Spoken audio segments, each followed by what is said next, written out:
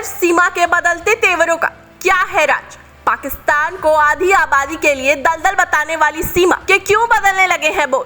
क्यों जाग उठा सीमा हैदर का पाक प्रेम? सीमा हैदर से एटीएस की जारी है लगातार पूछताछ। देश भर में सीमा हैदर को लेकर एक जंग छिड़ी हुई है। कई लोग हैं जो इसका समर्थन कर रहे हैं तो वहीं कई लोग हैं जो इसका विरोध कर रहे हैं। खुलासों से सीमा हैदर पर लगातार शक गहराता जा रहा है, साथ ही इससे इनकी मुश्किलें लगातार बढ़ती जा रही हैं। खबर है कि उसे फिर से पूछताछ के लिए किसी सीक्रेट जगह ले जाया गया और वहां एजेंसियों ने उससे 2 घंटे पूछताछ की। उसके साथ वापस लौटे अधिकारियों का कहना है कि उसे दवा दिलाने ले जाया गया था, लेकिन असल मांजरा क्या है, इस पर अब भी सवालिया निशान लगे हुए हैं। सीमा के खिलाफ कई एजेंसियां जांच कर रही हैं। हालांकि एजेंसियों को अभी तक जासूसी के कोई भी सबूत नहीं मिले हैं, लेकिन अब सीमा के तेवर जरूर बदलते नजर आए हैं। सीमा हैदर को वापस पाकिस्तान भेजे जाने और उसके मददगारों के शिकंजे के बीच अब सीमा का पाकिस्तान प्रेम जागने लगा है। जो सीमा अब तक भारत के गुणगान कर रही थी, उसे भारत में रहना अच्छा लग रहा था, उसी सीमा ने अब पाकिस्तान का बखान करना शुरू कर दिया है। पुलिस और एजेंसियों की शुरुआती पूछताछ में पाकिस्तान को आधी आबादी के लिए दलदल बताने वाली सीमा हैदर के सुर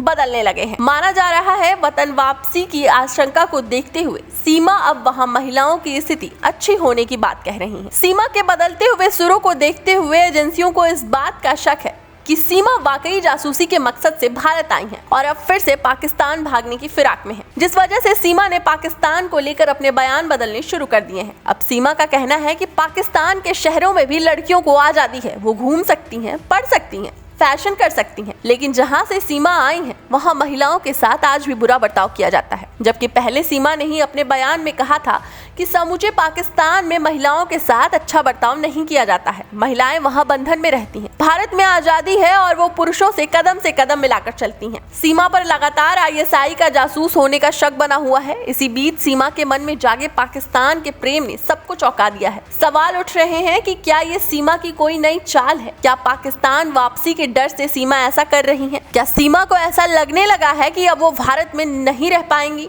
इसलिए उसने अब अपने बयानों से पाकिस्तान को लुभाना शुरू कर दिया है? या फिर वो सबको चकमा देकर पाकिस्तान भागने की फिराक में है, जिसकी वजह से अचानक उसका पाक प्रेम जाग उठा है? कई तरह के सवाल हैं जो उठ रहे हैं। उसी बीच एक और सवाल उठा है कि क्या सीमा हैदर अगर पाकिस्तान वापस गए तो क्या उन्हें पाकिस्तान वापस अपनाएगा या उन्हें किसी तरह की सजा होगी? जी हाँ, जैसा कि हम सभी जानते हैं कि एक तरफ भारत से अंजू पाकिस्तान चली गई और अपने प्रेमी से शादी कर लिया, तो दूसरी ओर पाकिस्तान से सीमा हैदर भारत आ गई और सचिन से शादी कर ली। देखने में ये दोनों केस एक जैसे लगते हैं, हालांकि इनका अंजाम शायद एक जैसा ना हो, क्योंकि अंजू के भारत आने पर कानूनी रूप से उनके साथ कुछ नहीं हो सकता। उनका परिवार नाराज हो और ज्यादा से ज्यादा उन्हें अपने घर परिवार से अलग रहना पड़ सकता है। लेकिन अगर सीमा पाकिस्तान गई तो क्या होगा? क्या वहाँ उन्हें कानूनी रूप से कोई दिक्कत नहीं होगी? अगर आप ऐसा सोचते हैं तो आप गलत हैं, क्योंकि पाकिस्तान के कानून के हिसाब से सीमा ने जो किया है वो अपराध है और इसकी सजा उसे मिलेगी। सीमा के साथ मामला ये है कि वो पहले से शादीशुदा है और उसके 4 बच्चे हैं। ऐसे में पहले पति को बिना तलाक दिए जब पाकिस्तान में कोई महिला किसी दूसरे पुरुष से शादी कर लेती है तो इसे पाकिस्तानी कानून के हिसाब से व्यभिचार माना जाता है और इस मामले में हुदूद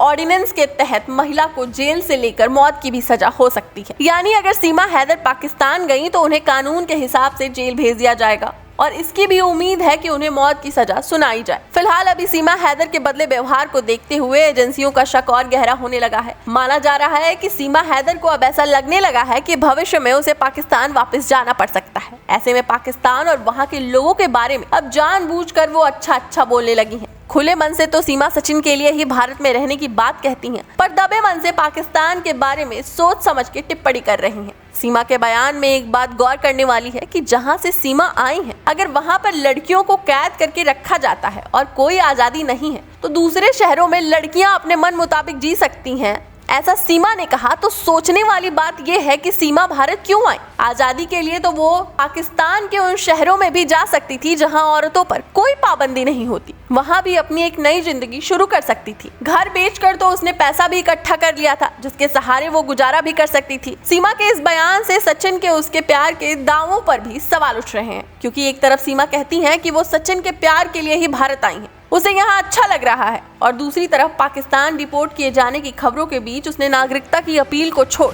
पाकिस्तान का राग अलापना शुरू कर दिया है। इससे एक सवाल ये भी उठ रहा है कि क्या भारत में सीमा जिस मकसद से आई थी उसका वो मकसद पूरा हो गया है?